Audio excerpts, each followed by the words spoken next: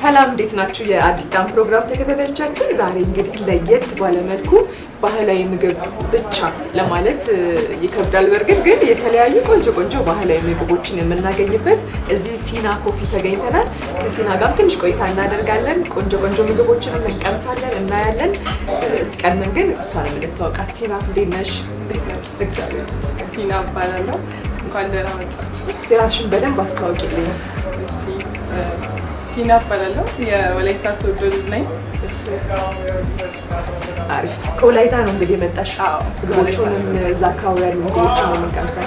እንደው ግን ለመክፈቱ ምን አነሳሳሽ?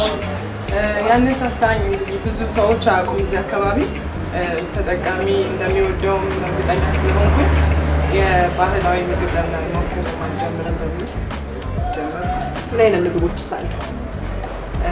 ቦዬ፣ ስኳር ድንች፣ ቦይና፣ ኩርኩፋ፣ ጎመን ባየር ምናምን የመሰሉ ብዙ ነገሮች። ሲና ጋር ከመጣሽ ጎመን በስጋዋ ሳትቀምሺ እንዳትወጪ ብለውኛል። እውነታቸው ነው። ልዩ ነው። አዎ፣ አሪፍ ነው። ስኳር ድንች ነው ቦዬ፣ ሁለቱም አለ ነው ወይስ ቦዬ ነው? ሶስት አይነት ነው። እሺ። እና ሌላ ቴስት ነው ያላቸው ሶስቱ።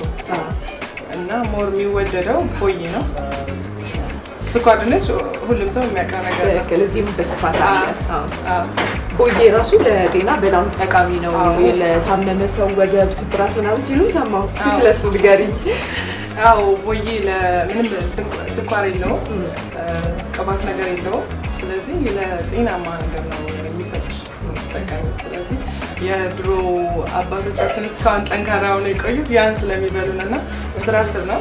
ስለዚህ ምንም የሚጎዳ ነገር የለውም። የበለጠ ይጠቅማል እንጂ በጣም ይጠቅማል። ዳጣሽም የተለየ ነው። የወላይታ ዳጣ ይታወቃል። ከዛ እያስወጣሽ ነው ወይስ እዚህ ነው የምትሰሪው? ከወላይታ ነው የማስመጣው። ግን ከዛ ድረስ እስኪመጣ ሰውን ግን ከመጠበቅ እዚህም ደግሞ መስራት ቢቻል ጥሩ ይመስለኛል። እንደ ሀሳብ ወደፊት በሰፊው ስንከፍት አስበናል። በጣም ጥሩ። እዚህ አካባቢስ እንዴት መረጥሽው? አሁን ያለንበትስ ቦታ የት ነው? ሰሚት ፍየል ቤት እንግዲህ የስራ ኤሪያ ነው። በጣም ይታወቃል በስራ። ስለዚህ ብዙም የሰው ፍሰት ስላለ ለብዙ ነገር ሰሚት ብዙ ጊዜ ተመራጭ ነው። ስለዚህ ከዚህ በፊትም እዚህ ሰርቼ ስለነበረ አውቀዋለሁ። ስለዚህ ሌላስ ተጨማሪ ምግቦች ምንድን ነው ያሉት? የባህላዊ ምግቦች ካሉት ባሻገር የተለየስ ምን አይነት ምግብ አለ? ኖርማል ሁሉም ቦታ ያለው እንግዲህ ጎመን በስጋ ጥብስ የመሳሰሉ ጥብስ ፍርድ ምናምን ቆንጆ ምግቦች አሉ። ቴስቱ ያው ለየት ይላል። ከዳጣ ጋር ምናምን ስለሚቀርብ ደግሞ ሞር አቀራረቡ ምኑ ሲያዩት ያማሩት አይደለም የሚባለው እውነት ነው። ቴስቱም በዛው ልክ ቆንጆ ነው በጣም። ስለዚህ ሞር ባህላዊ ምግብ አለ እንጂ ሌላውንም ሲና ጋር ተመቶ የሌለ ነገር የለም። ያገኙታል። ስለዚህ ምግቦቹን እንቅመሳቸው ወይንስ ደስ ይለኛል? ደስታ። እስቲ እንግዲህ ተመልካቾቻችን አሁን ደግሞ ካወራ ነው በተለየ ደግሞ እስቲ ምግቦቹንም እየቀመስን እያየን ደግሞ የምናወራ ይሆናል። እሺ።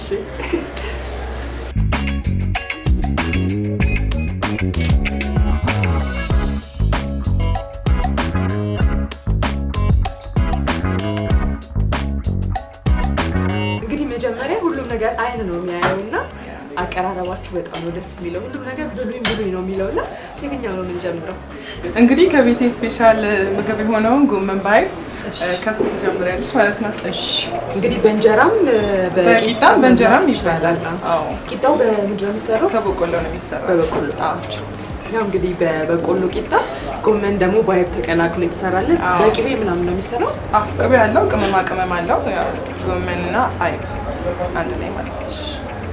ሲና ስፔሻልን እንግዲህ ልንቀምስ ነው ተመልካቾቻችን።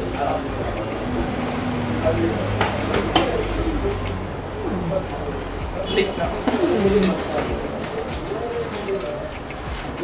በጣም ነው የሚጣፍጠው። የምር በጣም ችሉ እንጂ ይበላሽ። እሺ።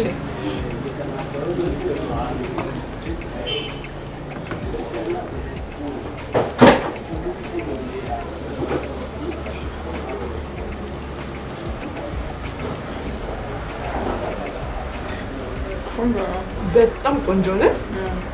ቅቤው ራሱ በቃ ደጋነቱ ሁሉ ይገባል ወደ ውስጥ። ንጹህ ቅቤ ነው፣ ከወላይታ ነው የሚመጣው። ለዛ ምንም አይከብድሽም። ቆንጆ ቂጣው ደረቅ ሲልብን ደግሞ እርጎን ወንጨት አይደለ? አዎ ሚጥሚጣ ትፈልጊያለሽ ወይስ ጥቁር አዝሙድ? ጥቁር አዝሙድ ይደረጋል እንዴ? አዎ እርጎ ላይ እስቲ እንሞክረው። ባዶ ቆንጆ ነው።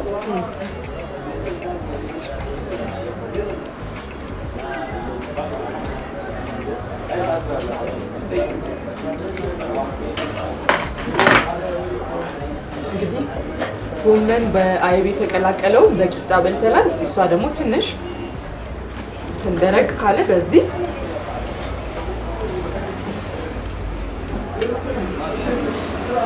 ቅቤ ሊጠጣ ነው እንዴ እያልኩ ነው እየጠጣ ያለሁት። እርጎ እርጎ እራሱ አይልም።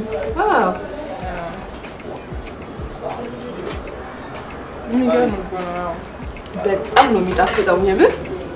እዚህ እየበላሽ ይህንን ደግሞ ጎንጨት ውሃ መጠጣት ስትፈልጊ ውሃ መጠጣት የለም በቃ ችን ጎንጨት ታደርጊያለሽ። ቆንጆ ነው። ቤት ያለሽ ነው የሚመስለው። የባህላዊ ምግብ ስለሆነ ከዛ የመጡ ሰዎች በጣም ይፈልጉታል። ሶዶ ላይ ብዙ ጊዜ ወላይታ ሶዶ ደቡብ ክልል እንግዳ መቀበያችን ከቁርጥ ባሻገር አይብ ነው እና ጥሬ ስጋ በደንብ የታወቀ ነው። ከጥሬ ስጋ ባሻገር ትልቅ እንግዳ ሲመጣብን የምንቀበለው በዚህ ነው እና ስለዚህ ዛሬ የክብር እንግዳ ሆነን ሲና ቡና ላይ ተገኝተን ይህን የመሳሰለ ቆንጆ ምግብ እያበላን ነው። ዋው ቆንጆ ነው። ይህስ ምንድን ነው? ይሄኛው ስጋ አይብ በስጋ ማለት ነው። ስጋው ግን አይታይም እኮ ደቀቅ አድርጌ ነው ያደረኩት። ምናልባት የመጀመሪያችሁ ከሆነ እንዳይከብዳችሁ ነው። ግን ወፈር ተደርጎ የሚሰራ በደንብ ደቆ የሚሰራ መካከለኛው ነው የሚሰራ።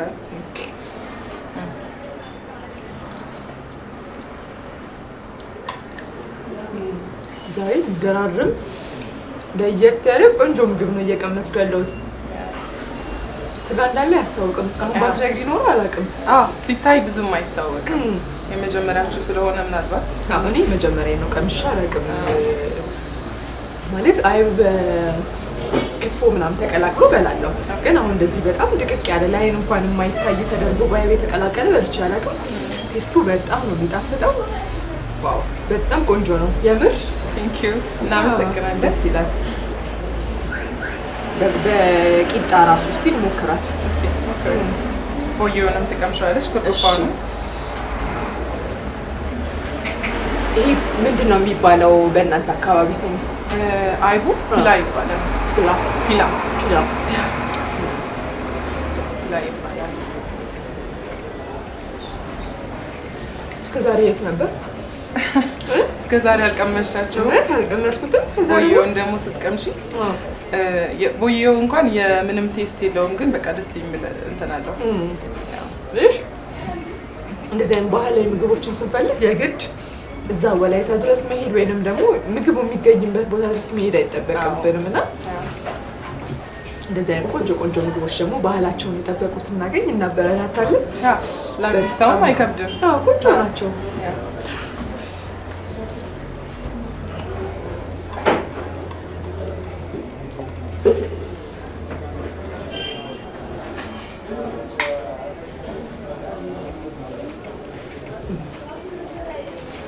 በጣም ቆንጆ።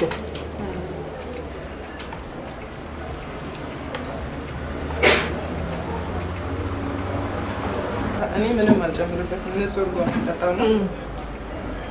ስለዚህ በማንኪያም ሳይሆን ዝም ብሎም እንደሱ መጠጣት ይቻላል። እንደዚህ ነው የሚጠጣው።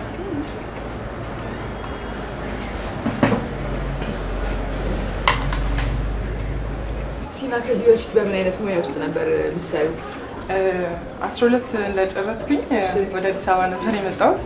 እንደ አጋጣሚ ሆኖ የሆነ ትልቅ ኮፊ ሃውስ ማናጀርነት ተቀጠርኩኝ።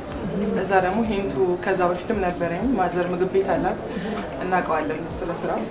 እዛም አንዳንድ ነገር እያየው ለምን እኔም አልጀምርም የሚል ኮፊ ሃውስ ሀሳብ ነበረኝ። ከዛ ደግሞ ከባህላዊ ጋር ላያይዘው ብዬ በዚህ መጣሁ። ክሬቲቪቲ ጨምረሽ እየጨመርኩ መጣሁ ማለት ነው። ደስ የሚለው ስለዚህ መነሻ የሆነሽ ያቺ ኮፊ ሃውስ ማየትሽ ነው ማለት ነው። የማዘርም ደግሞ እውቀት አለ። የማዘርም እውቀት አለ። እዚህ ቀላል እንደሆነና በየቀኑ እየሰራው ስመጣ እዛ ብዙ ትምህርት አግኝቼበት ስለነበረ ለመጀመር ብዙም አልከበደኝም። በጣም ጥሩ።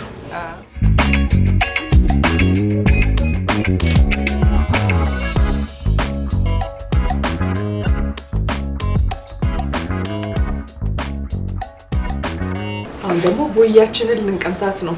ባህላዊ ከምን አይነት ነው ተክሉስ? ስራ ስር ነው። እንደ ስኳር ድንች ሁሉም እንደዛ ነው የሚበቅለው። ይሄ ቦዬ ይባላል። ከለሩስ እንደዚህ የተለያየ ለምን ሆነ? ተፈጥሮ ነው በቃ በራሳቸው እንደዚህ ይሆናሉ አንዳንድ ጊዜ። ይሄ ቦዬ ይባላል። ይሄኛው ቦይና ይባላል። ይሄ ቦይና ይባላል። የተለያየ ነው። ይሄ ቦይና ቦዬ ባይዜ በነጭም አለው። አሁን ይሄና ይሄ ተመሳሳይ ነው እና የከለር ልዩነት ብቻ ነው። ቦዬ ነው። ይሄስ ምንድን ነው? ስኳር ድንች ነው እንዴ? ተቀላቅሎ መጥቶ እኮ በቃ ሌላ ነው የመሰለኝ። ስኳር ድንች እንኳን እናውቃታለን። እሱን እንቅመሳ እስቲ። ቦየዋን ደግሞ እንቅመሳት። እቺ ከዚህች ልጀምር ይሻለኛል። ዳጣውም አለች። አስቆመጃለች ዳጣዋ ራሱ።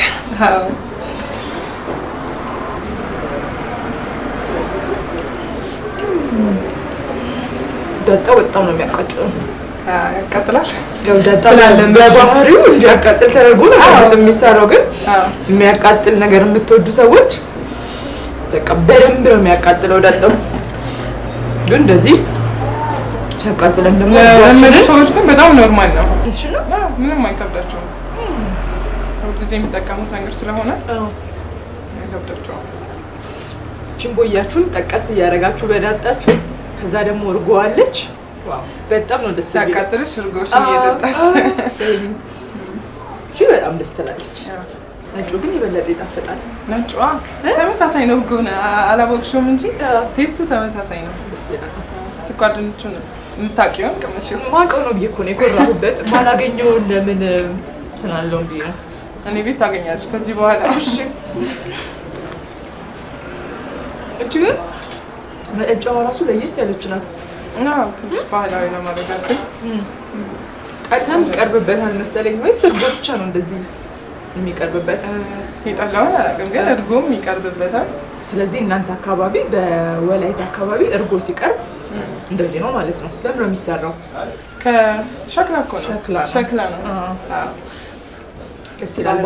ባህላዊነቱ ራሱ ቅዝቅዝ አድርጎ እንዲያስቀምጠው ምናምን ስለሆነ ቆንጆ ነው። በጣም ደስ ይላል። ለማየትም ደስ ይላል። ለአይንም ሁሉም ነገር በጣም ደስ ይላል። ግብአቱ ዋ በቃ ቅዝቅዝ ብላ ነው ደስ የምታስገባው። እችን ግን አካባቢ መስኳት ነው ኩርኩፋ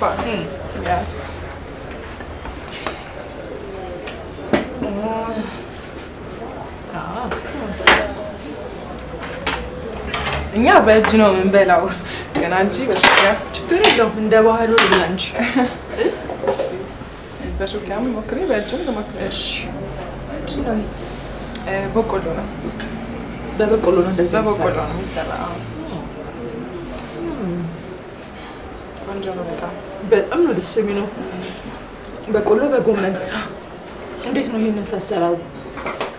በቆሎ ተጥብሎ ማለት ነው። ቆንጆ ነው። የሚጨመርበት ቅመማ ቅመም አለ? ምንም ቅመም የለውም። በቆሎና ያ ቅመም ማለት ጨው፣ የሚፈልጉ ከለር የሚፈልጉ እርድ ምናምን ያደርጉበታል። ቃሪያ ምናምን ነው፣ ሌላ ነገር የለውም። ጎመን ግን ያ እናንተ እንደምትበሉት እንደ ባህሉ ቅቤ ግን አለው። ቅቤ ሚጥሚጣም አለው ትንሽዬ።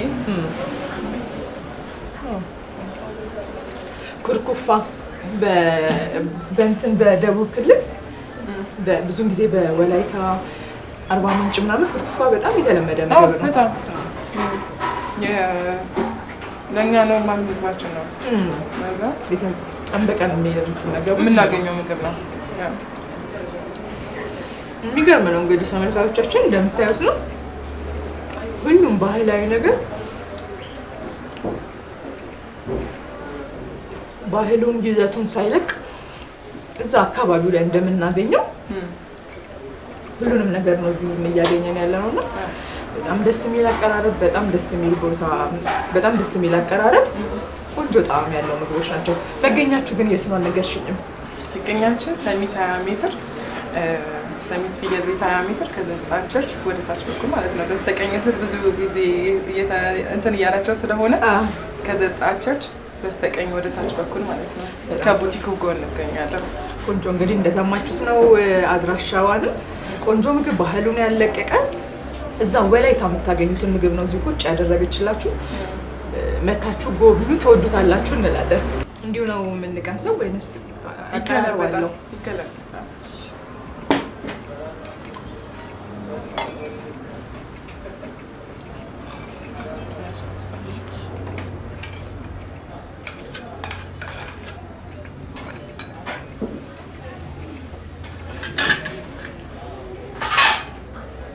እቺም እንደዚህ ትሆንና ጎመን በስጋችን ዘርገፍ ብላለች።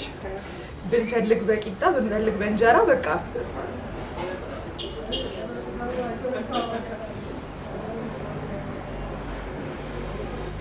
ዳጣውንም ነካ እናድርግ መሰለኝ። ዳጣ ከሁሉም ምግብ ጋር ይበላል። ደግሞ ያባላልም እንጂ ምግቦቹን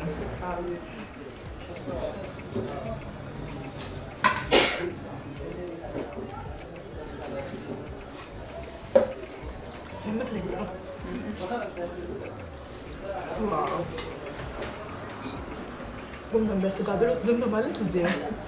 ሲና ጋር መጥተሽ ጎመን በስጋ ሳትበይ አትውጪ ነው የተባልሽው።